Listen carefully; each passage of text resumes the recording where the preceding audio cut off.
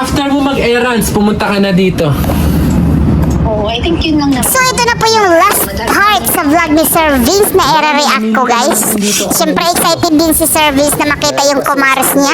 Ano kaya yung gagawin nila? Baka kakain din sa labas. Siyempre mamamasyal together with Mama Lain, Amara. Ipapasyal yata nila si Amara dito. Pero siyempre, hindi pa po sila tapos mag-usap. Ayan, kung ano-ano naman yung ginagawa ng anak niya. Talagang bahay, kanto lang talaga si Amara. Parang kanto lang sa bahay. O, ayan, nagutom na. Wow! Talaga namang nag-ano siya, no? Nakahiga siya nung kumain. Tayong mag-teacher. Bihib na bihib talaga ang bata niya, pero makulit. Ano na, feeding time. Ay, ang saya-saya niya kasi kakain na siya.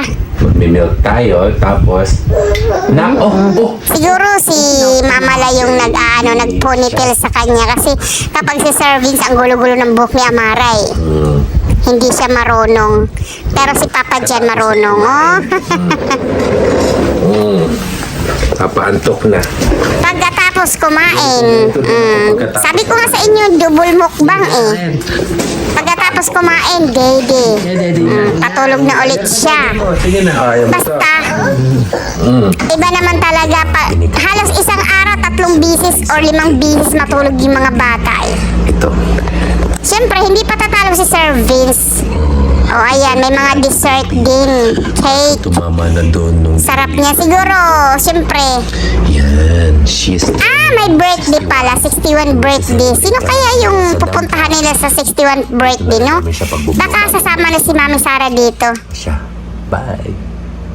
Tatik na to. Feeling ko mas okay na to. Siya. Oh. Dalawa silang natulog. Pero last trip talaga yung huli eh. Ayan, sinisilip ni Amara kung tulog na si Sir Vince. Ito na si Sarah pero mali. Ayan, sinusundo na ni Sir Vince si Mami Sara. Tingnan mo, oh. Oh, pak. Oh, ang ganda ng Mami Sara natin, eh. Tingnan mo, parang Miss Universe talaga. Masampal ka na naman, Sir Vince. Ba't mo daw binibidyo? Ayan, nagkita na silang mag-ina.